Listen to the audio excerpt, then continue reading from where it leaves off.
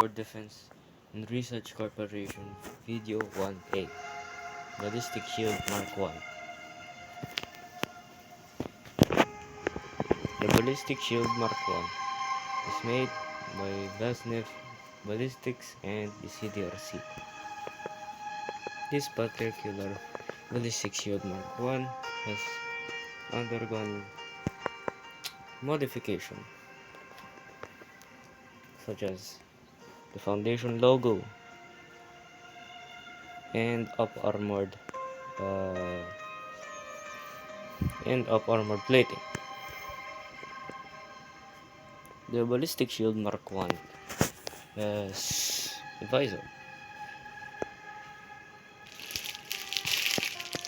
It is very light, easy to carry.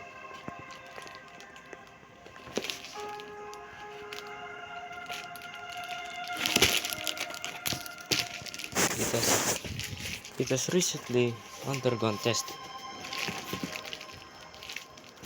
which has left dents in the Ballistic Shield Mark 1.